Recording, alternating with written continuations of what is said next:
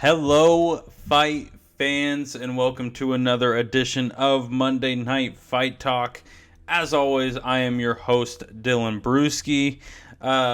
We got some fun things to talk about in this show. I'm talking some of the bigger fights on UFC Fight Night Paris.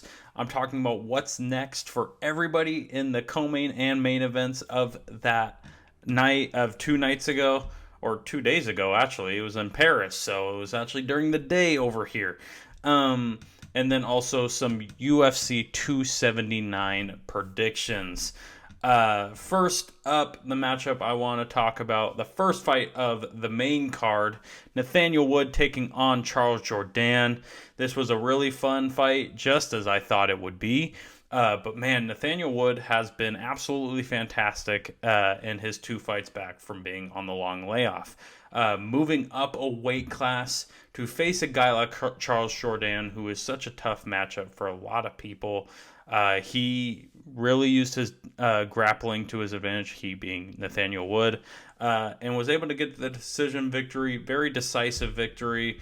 I'm not going to say he was dominant. Charles Jourdain did have some bright moments, but Nathaniel Wood controlled most of this fight and got the decision victory, so congratulations to him. Next up, Nasruddin Imavov taking on Joaquin Buckley. The UFC 13 hours before this event finally moved the fight to the main card, exactly where it should have been this entire time. This was the third biggest fight on this card, and that's finally where they placed it 13 hours before. I don't know why they did that. I gotta say, Nasruddin Imavov is without a doubt a future title contender in this middleweight division. The confidence, the poise he has is just incredible. I mean, he went straight at Joaquin Buckley, which you do not see a lot of guys do, and rightfully so. I mean, the dude's scary. He has highlight reel knockouts left and right. And Nasruddin Imavov just didn't care. He used his grappling in addition to that. He got 2 takedowns. He had 2 submission attempts. 2 very close submission attempts to getting the rear naked choke. And getting the finish. He is incredibly talented. I'm very excited to see his future. But congratulations for now for Nasruddin Imavov for getting the decision victory. But also, if you're Joaquin Buckley, don't hang your head too much. He has a bright future in the UFC also. He is one of the most exciting young fighters. I see him having a ranking by his name in the near future after 1 or 2 wins.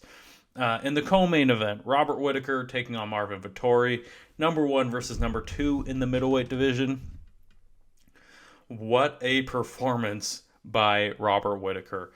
It amazes me how much better... It's almost like the middleweight division top 5 and champion included has 3 separate tiers. It's Israel Adesanya, it's Robert Whittaker, and then it's the rest of them. That Robert Whittaker is better than everybody else in this division by a lot, except Israel Adesanya. He cannot get past Israel Adesanya. But in this fight, he outclassed Marvin Vettori to the fullest extent. It started off a little bit slow, but you're going to get that when you have 2 high-level guys and going at each other. First round could have gone either way. I know 2 judges gave it to Whittaker, 1 gave it to Vettori. I'm not really... It's hard to dispute that one. It was a very close round. Second and third round, though, Whittaker took full control of this fight, landing at will, dodging almost every single punch that Marvin Vettori threw. Marvin Vettori was landing at a very low rate and was able to even get a takedown on Marvin Vettori. So, I mean, Robert Whittaker looked unbelievable in this fight. It was just straight outclassed the number 2 contender in the middleweight division.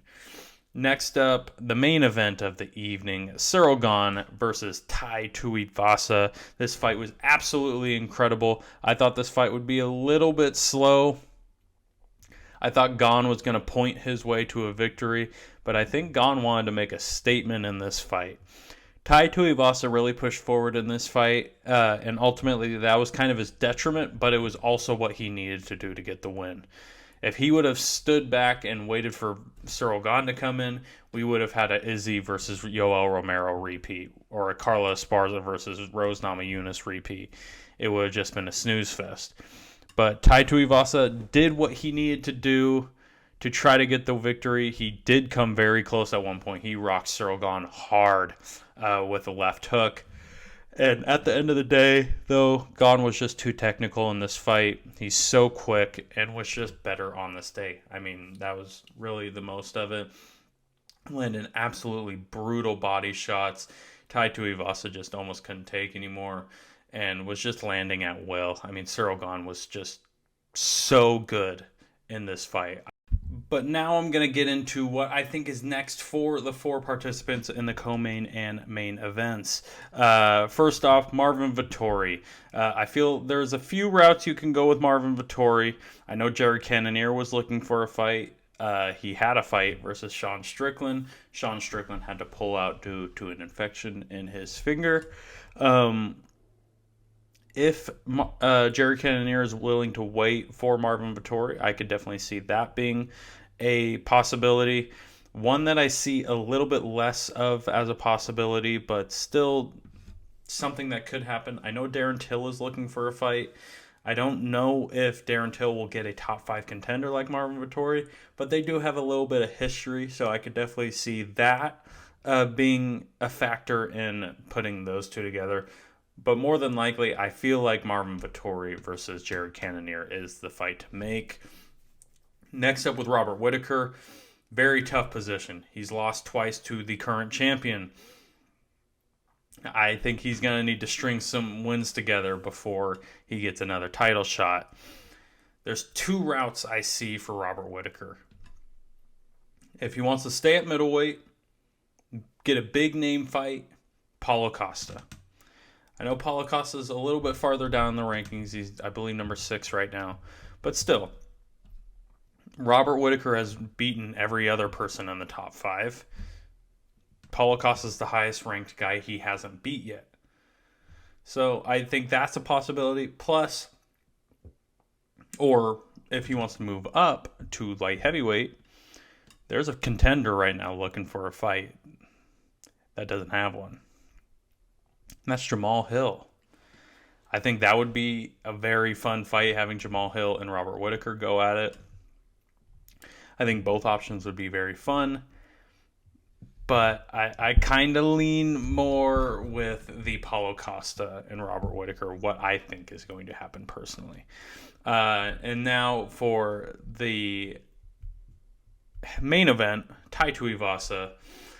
So I've heard rumors of Tai Tuivasa and Marcin Tybura. I don't hate that fight. I just don't see it happening. I don't think they're going to jump Marcin Tybura that high right now. I know he has the win over Alexander Romanov, but he also does have a loss against Alexander Volkov. I see either Tybura getting a Alexander Volkov redemption fight or like a Derek Lewis before jumping to the top 5.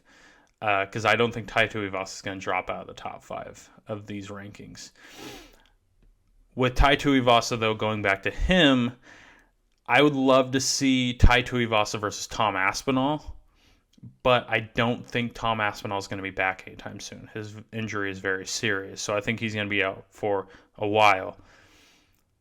The one that I think makes the most sense as of right now would be Tai Tuivasa versus Sergey Pavlovich.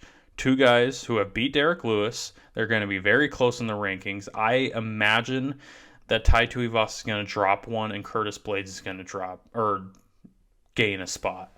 So that's still 4 versus 5 for Sergey Pavlovich and Tai Tuivasa. I think it's a great fight for both of them. It's a statement for both of them if when either one gets the win. But I think that fight makes the most sense, but I think the best possible option, even though he's lower in the rankings, would be Tom Aspinall versus Tai Tuivasa, because I think Tom Aspinall is also a future heavyweight champion. And that leads to our main event winner, Cyril Gane. Very tough position. The UFC is really pushing for Jon Jones and Stipe Miocic for the interim heavyweight championship. How do you deny Cyril Gane the title, at least an interim title shot after that performance? He was unbelievable against the number 3 contender in the heavyweight division. And you deny him a title shot? I find that hard to believe. I think what you do, if Jones and Miocic fight, you make that a non-title just super fight. I mean, you don't need to bring an interim title for people to buy pay-per-views. For Stipe Miocic versus Jon Jones, arguably the 2 best fighters at their weight classes, I'd pay money to see it. I mean, I find it hard to believe that they're going to be struggling for pay-per-view buys if they don't add the interim title to that. So I think that's the case if both of them want that fight. If only one of them wants to fight, put Cyril Gane versus Jon Jones or Stipe Miocic for the interim title. If neither of them come back, I say then you do Cyril Gane versus Curtis Blades for the interim title. This is all assuming that Francis Ngannou is still going to be out or maybe never come back to the UFC. We don't know. But I think Cyril Gane deserves a title shot at this point. If it's interim, if it's for the outright championship, I mean, that was just a masterclass performance over the number 3 contender in the world. But now let's get into some UFC 279 predictions. I have 4 fights. They are the final 4 fights of the fight card. I originally had Johnny Walker and Ion Cutelaba, but they're both struggling. I don't know. I didn't really feel like talking about that fight, if we're being completely honest with you. But if you want my opinion, I think Johnny Walker is going to win by second round TKO. Just a quick one right off the bat. But first matchup I'm going to talk about in the women's bantamweight division, Irene Aldana taking on Macy Chiasson. This is a very big opportunity for Macy Chiasson to jump up in the rankings. This is 10 versus 4. So Macy Chiasson being 10 could make a huge statement in this matchup. This is her toughest test to date. That is saying something considering she has faced the likes of Raquel Pennington and Lena Landsberg. Irene Aldana, though, has been hovering around that top 5 area for quite a while. She has faced even tougher competition than Macy Chiasson. She's faced the number 1 contender in the flyweight division, Katlyn Chookagian. She's faced Raquel Pennington also at number 5. She's faced Holly Holm at number 3. She's beat the number 6 contender Yana Kunitskaya and the number 2 contender Ketlen Vieira. Irene Aldana is very much a stand-up fighter. She has great takedown defense, though, and also some very sneaky jiu-jitsu skills. She gets a lot of submissions from her back, so that will be something for Macy Chiasson to look for, because Macy Chiasson is fairly well-rounded. I see her more trying to take this fight to the ground, just because I think she will have the advantage in the grappling department. The only thing is, though, like I said, Irene Aldana has great takedown defense, and Macy Chiasson does not land takedowns at a high rate. I'm going Irene Aldana by decision. Next up, one of the late edition fights. This fight will be taking place at a 180-pound catchweight between Kevin Holland and Daniel Rodriguez. Kevin Holland has looked fantastic in his 2 fights since returning to welterweight. He's one of the most exciting fighters to watch, has so much power in his striking, and has very underrated jiu-jitsu. He is a very good jiu-jitsu fighter, and that does not get talked about enough. Daniel Rodriguez, who will be coming back from over a year off, will be looking to continue his hot streak. He has won his last 3 fights. He's won 6 of 7 since joining the UFC. This is a very tough fight to call, but because Daniel Rodriguez, he hasn't fought in over a year, this is also a short notice fight. I think he might struggle a little bit. There might be a little bit of ring rust. His cardio might not be all the way there, ready to go. I'm going with Kevin Holland by decision in this matchup. Now for the co-main event of the evening, the second of the late edition bouts added, Li Jingliang will be taking on Tony Ferguson. Tony Ferguson will be moving up to welterweight. Li Jingliang is the number 14th ranked welterweight. We all know Tony Ferguson. He needs no introduction, but he is very desperate for a win here. He has lost his last 4 fights. Granted, that is against 4 of the top 6 contenders in the lightweight division. We are talking Justin Gaethje, Charles Oliveira, Beneil Dariush, and Michael Chandler in that order. I don't know how many people are coming out on top in a lot of those fights. So kind of got to give and take a little bit on that one. Ferguson does have a very well-rounded game. Very good at defensive submissions. He is very good off of his back. He doesn't initiate takedowns very much. But again, off of his back, very, very dangerous on the back. Li Jingliang, who will be looking to make his biggest statement of his career, trying to take out a legend in Tony Ferguson. He also possesses a fairly well-rounded game. He has gone away from the takedowns as of recently. He's become much more of a stand-up guy. But he still does have the ground game if needed. Another tough one to call with the questions of how much left does Tony Ferguson have. He might be coming back too early after the knockout from Michael Chandler earlier this year, and moving up to a different weight class. I'm going with a shocker here. I'm going Li Jingliang by 3rd round TKO in this fight, getting the biggest win of his career. And now for the main event of the evening, Khamzat Chimaev taking on Nathan Diaz. This is a huge fight for both guys, I guess. Dana White has come out and said that whoever wins this is next in line for a title shot. I don't know if Nathan Diaz is going to take that. I personally don't think Nathan Diaz is going to stay in the UFC after. I think the bridges are burned. I think after this fight, Nathan Diaz is gone. Plus, beating Khamzat Chimaev is no easy task, as he has been absolutely destroying everyone in his path, minus Gilbert Burns. That was a very close brawl, but he still did come out on top versus Gilbert Burns. As much as I love Nathan Diaz, I don't think this fight is going to be close. I don't think it's going to be very long. If it was 5 years ago, Nathan Diaz, I'd be jumping out of my seat to watch this fight. I think it'd be awesome. Now, Khamzat Chimaev is going to roll over Nathan Diaz. I'm going Khamzat Chimaev by 1st round KO. And there's not much more to it. That's all I have for you this week. Very short show.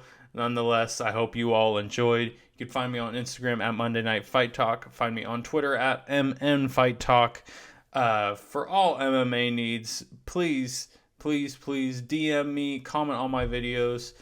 Any sort of discussion you'd like to have with me when it comes to the world of MMA, I am totally open to do so. Thank you all so much for listening. Check out Monday Night Fight Talk on YouTube. Same time, same place next week, 5 p.m. Pacific Standard Time for Monday Night Fight Talk.